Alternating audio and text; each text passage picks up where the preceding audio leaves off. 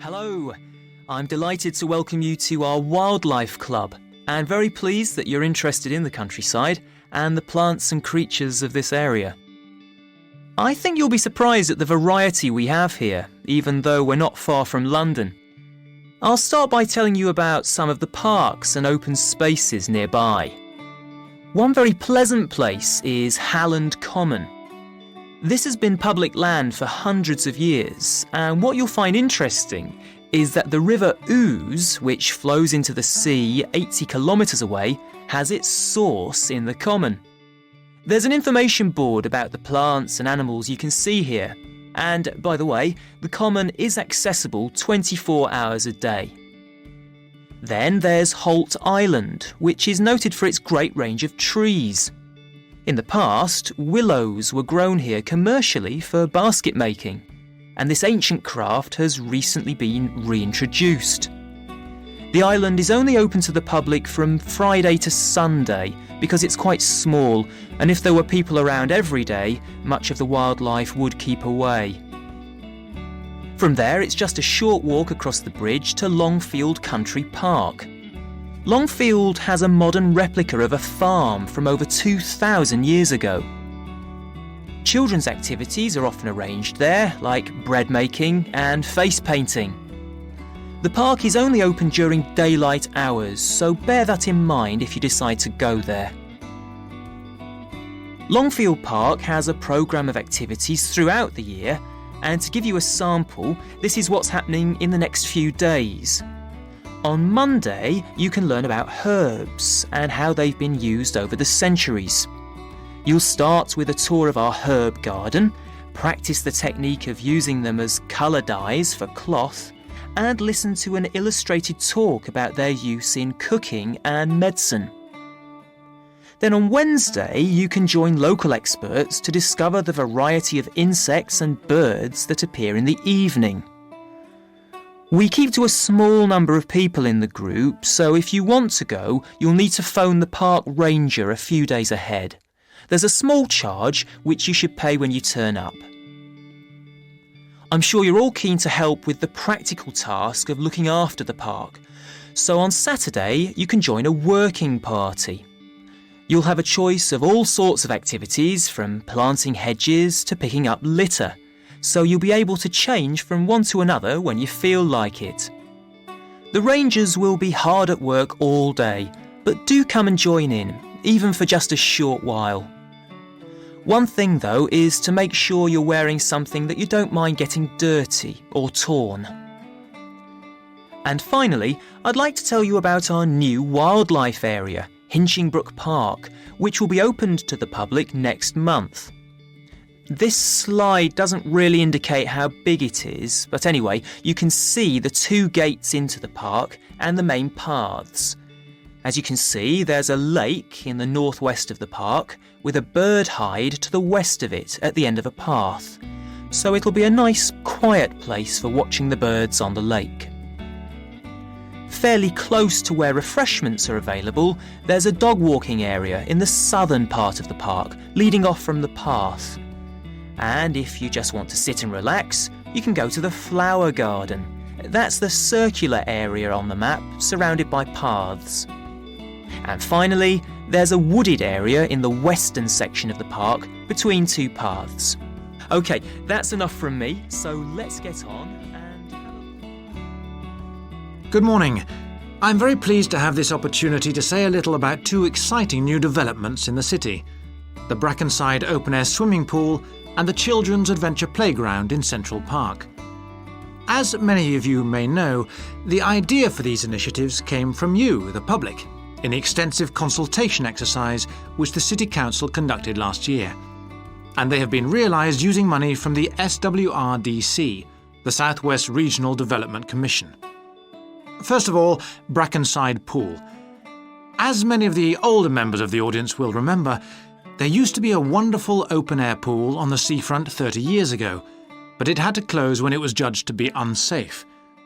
For the design of this new heated pool, we were very happy to secure the talents of internationally renowned architect Ellen Wendon, who has managed to combine a charming 1930s design, which fits in so well with many of the other buildings in the area, with up-to-the-minute features such as a recycling system, the only one of its kind in the world, which enables seawater to be used in the pool.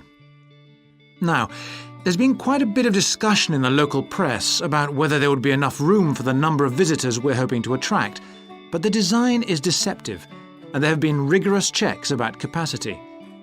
Also, just in case you were wondering, we're on schedule for a June the 15th opening date, and well within budget, a testimony to the excellent work of local contractors Hickman's. We hope that as many people as possible will be there on June the 15th. We have engaged award-winning actress Coral White to declare the pool open, and there'll be drinks and snacks available at the poolside. There'll also be a competition for the public to decide on the sculpture we plan to have at the entrance. You will decide which famous historical figure from the city we should have. And now, moving on to the Central Park Playground, which we're pleased to announce has just won the Douglas Award for Safety. The news came through only last week. The unique design is based on the concept of the global village, with the playground being divided into 6 areas showing different parts of the world, each with a representative feature. For example, there is a section on Asia, and this is represented by rides and equipment in the shape of snakes, orangutans, tigers and so on, fauna native to the forests of the region. Moving south to the Antarctic, we couldn't run to an ice rink, I'm afraid, but opted instead for climbing blocks in the shape of mountains.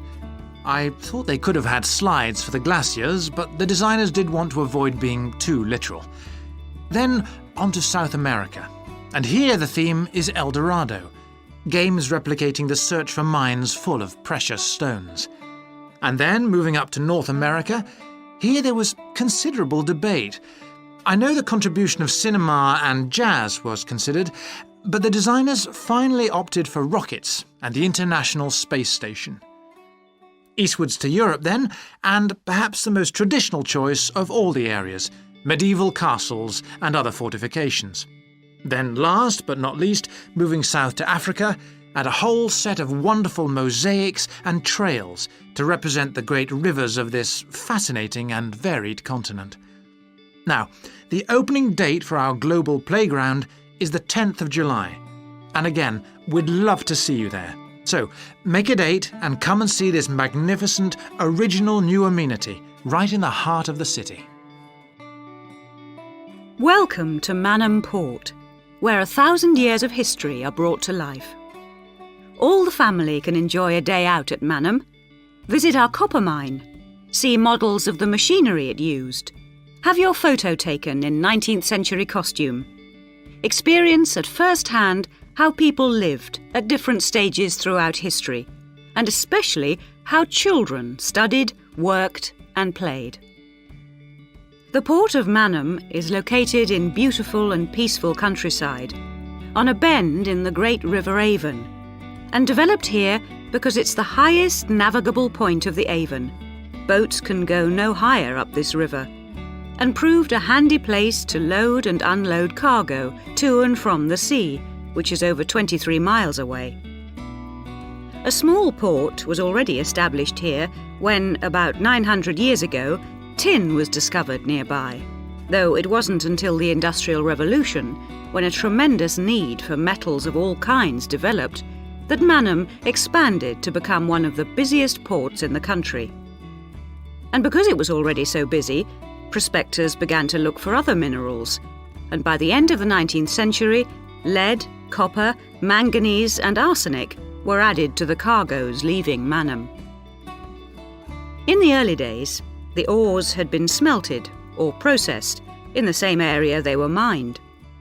But as demand grew, the smelting process required huge factory furnaces or fires to melt the metal from the rock, and there was not enough coal in the local area, so the rocks containing minerals had to be shipped long distances. Sadly, in the 20th century, the great port of Manham declined, and thousands of workers were forced to emigrate out of the area.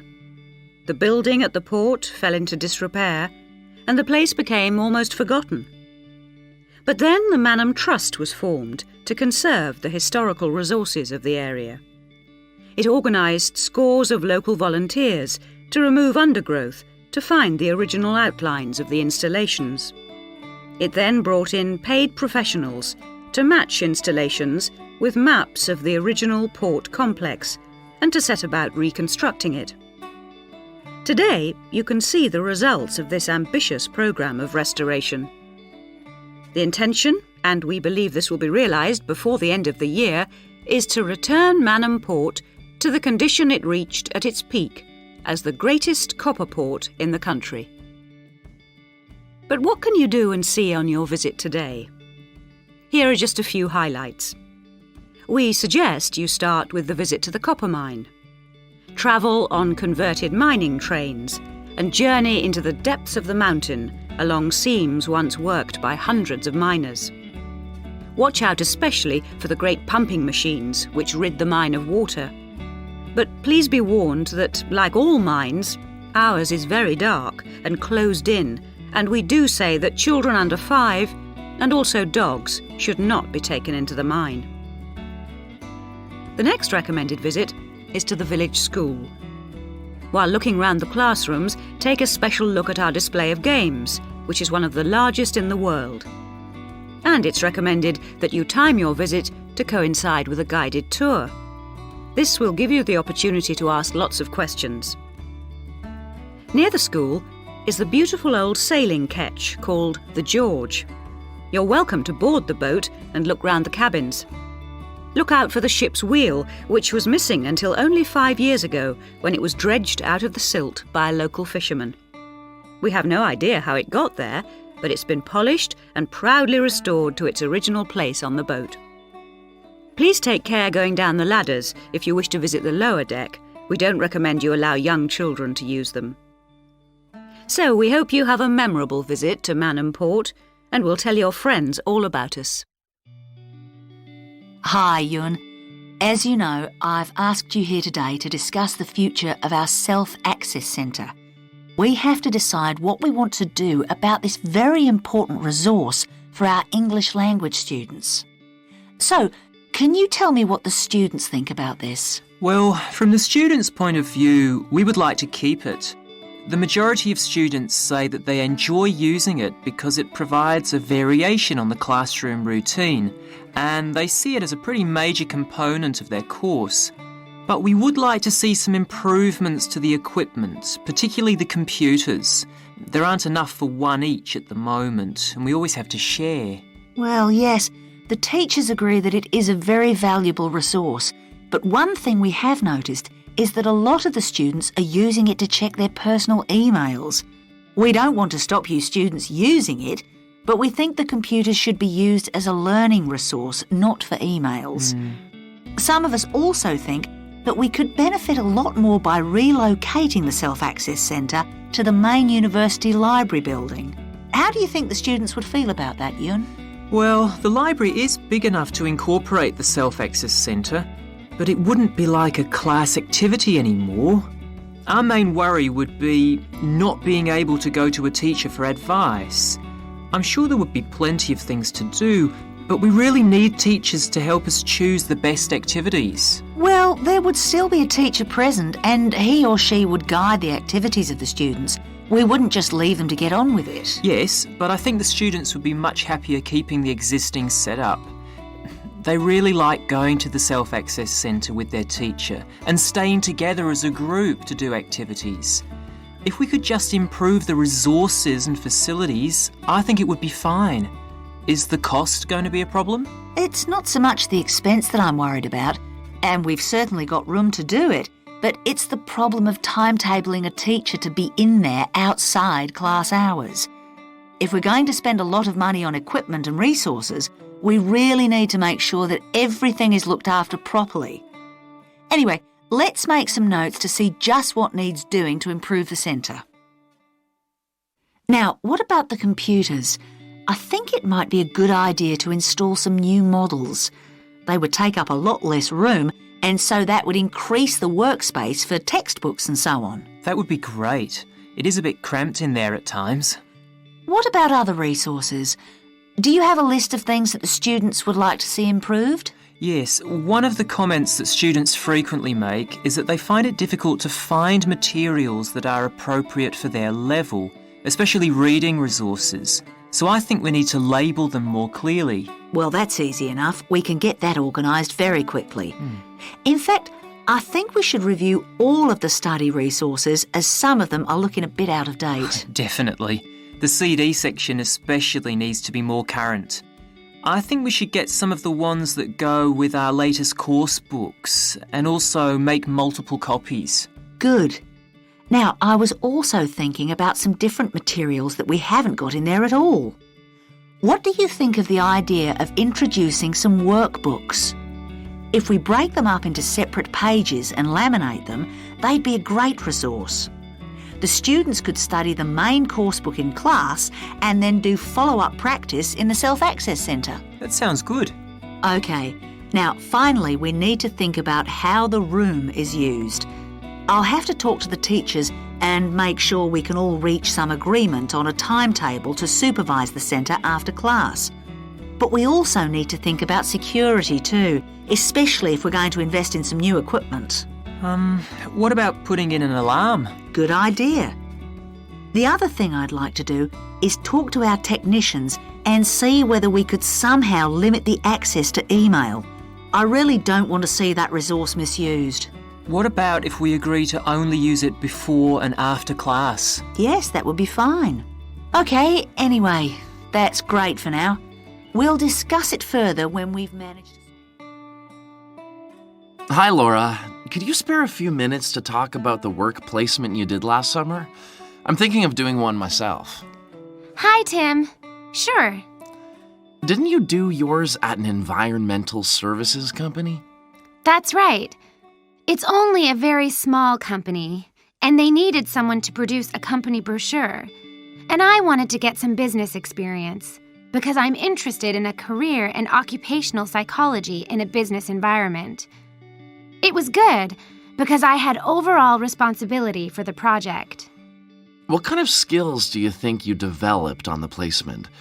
I mean, apart from the ones you already had. Did you have to do all the artwork for the brochure, the layout and everything? We hired the services of a professional photographer for that. I did have to use my IT skills to a certain extent because I cut and pasted text from marketing leaflets. But that didn't involve anything I hadn't done before. Do you think you got any better at managing your time and prioritizing things? You always used to say you had trouble with that. Oh, definitely. There was so much pressure to meet the project deadline. And I also got better at explaining things and asserting my opinions, because I had to have weekly consultations with the marketing manager and give him a progress report. It sounds as if you got a lot out of it then. Absolutely. It was really worthwhile. But, you know, the company benefited too. Yes, they must have done.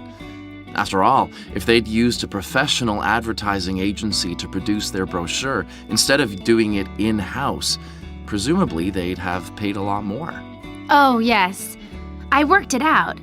It would have been 250% more, and I thought the end result was good, even though we did everything on site. The company has quite a powerful computer, and I managed to borrow some scanning software from the university. The new brochure looks really professional. It enhances the image of the company straight away. So, in the long run, it should help them to attract clients and improve their sales figures? That's the idea, yeah. Well, all in all, it sounds very positive. I think I'll go ahead and apply for a placement myself. How do I go about it? It's easy enough to do, because there's a government agency called STEP, STEP, that organizes placements for students. You should start by getting their booklet with all the details. I expect you can download one from their website. Actually, they've got copies in the psychology department. I've seen them there.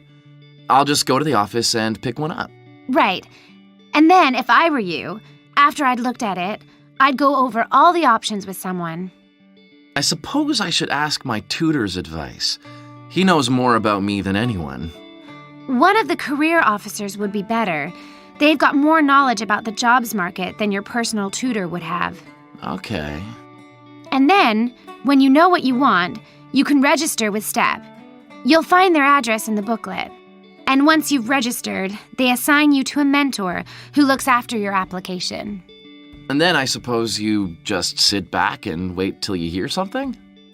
They told me at the careers office that it's best to be proactive and get updates yourself by checking the website for new placement alerts. Your mentor is supposed to keep you informed, but you can't rely on that. I don't suppose it's a good idea to get in touch with companies directly, is it? Not really. But it is the company who notifies you if they want you to go for an interview. You get a letter of invitation or an email from personnel department. And do I reply directly to them?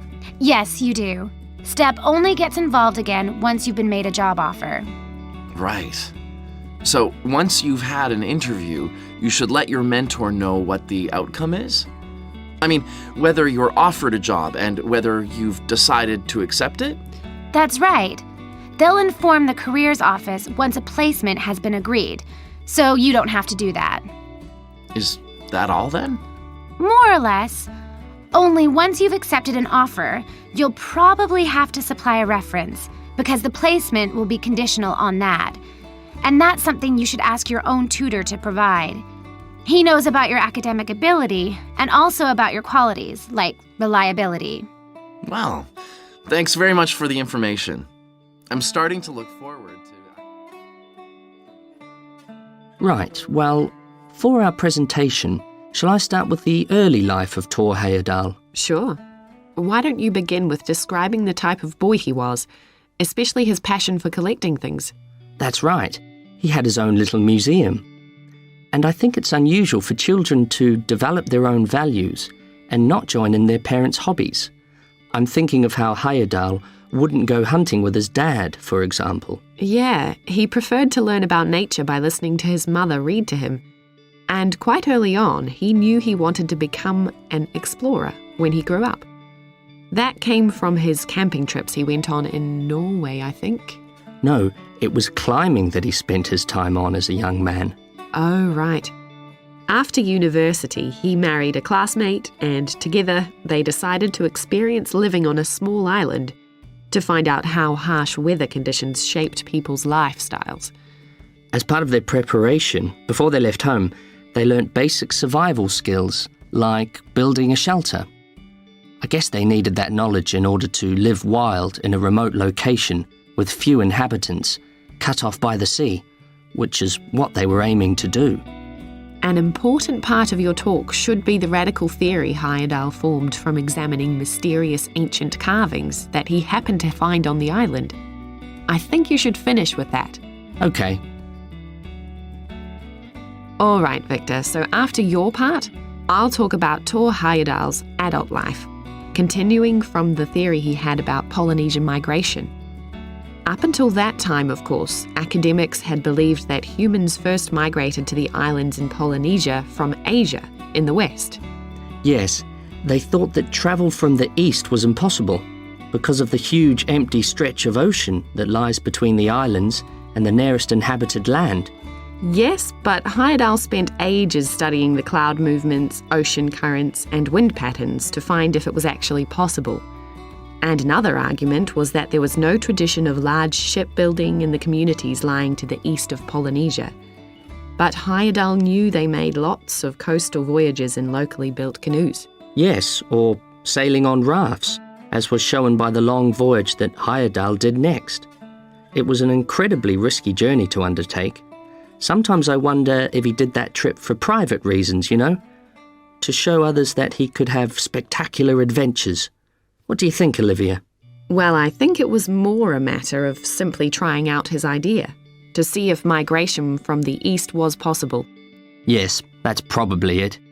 And the poor guy suffered a bit at that time because the war forced him to stop his work for some years. Yes. When he got started again and planned his epic voyage, do you think it was important to him that he achieve it before anyone else did? I haven't read anywhere that was his motivation. The most important factor seems to have been that he used only ancient techniques and local materials to build his raft. Yes. I wonder how fast it went. Well, it took them 97 days from South America to the Pacific Islands. And after that, Heyerdahl went to Easter Island, didn't he? We should mention the purpose of that trip. I think he sailed there in a boat made out of reeds. No, that was later on in Egypt, Olivia. Oh, yes, that's right.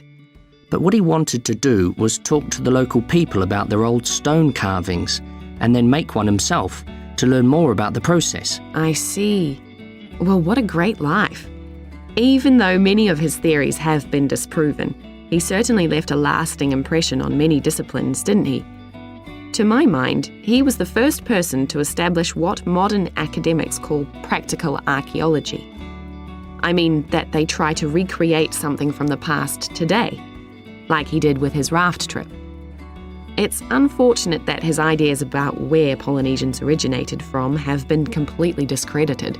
Yes. Right, well, I'll prepare a PowerPoint slide at the end that acknowledges our sources. I mainly used The Life and Work of Thor Heyerdahl by William Oliver. I thought the research methods he used were very sound, although I must say I found the overall tone somewhat old-fashioned. I think they need to do a new, revised edition. Yeah, I agree. What about the subject matter? I found it really challenging. Well, it's a complex issue. I thought the book had lots of good points. What did you think of the illustration? Good morning. I'm very pleased to have this opportunity to say a little about two exciting new developments in the city: the Brackenside open-air swimming pool and the Children's Adventure Playground in Central Park. As many of you may know, the idea for these initiatives came from you, the public, in the extensive consultation exercise which the City Council conducted last year. And they have been realised using money from the SWRDC, the South West Regional Development Commission. First of all, Brackenside Pool. As many of the older members of the audience will remember, there used to be a wonderful open-air pool on the seafront 30 years ago, but it had to close when it was judged to be unsafe. For the design of this new heated pool, we were very happy to secure the talents of internationally renowned architect Ellen Wendon, who has managed to combine a charming 1930s design, which fits in so well with many of the other buildings in the area, with up-to-the-minute features such as a recycling system, the only one of its kind in the world, which enables seawater to be used in the pool. Now, there's been quite a bit of discussion in the local press about whether there would be enough room for the number of visitors we're hoping to attract, but the design is deceptive, and there have been rigorous checks about capacity. Also, just in case you were wondering, we're on schedule for a June the 15th opening date, and well within budget, a testimony to the excellent work of local contractors Hickman's. We hope that as many people as possible will be there on June the 15th. We have engaged award-winning actress Coral White to declare the pool open, and there'll be drinks and snacks available at the poolside. There'll also be a competition for the public to decide on the sculpture we plan to have at the entrance. You will decide which famous historical figure from the city we should have. And now, moving on to the Central Park Playground, which we're pleased to announce has just won the Douglas Award for Safety. The news came through only last week. The unique design is based on the concept of the global village, with the playground being divided into 6 areas showing different parts of the world, each with a representative feature. For example, there is a section on Asia, and this is represented by rides and equipment in the shape of snakes, orangutans, tigers and so on, fauna native to the forests of the region. Moving south to the Antarctic, we couldn't run to an ice rink, I'm afraid, but opted instead for climbing blocks in the shape of mountains. I thought they could have had slides for the glaciers, but the designers did want to avoid being too literal. Then on to South America, and here the theme is El Dorado, games replicating the search for mines full of precious stones.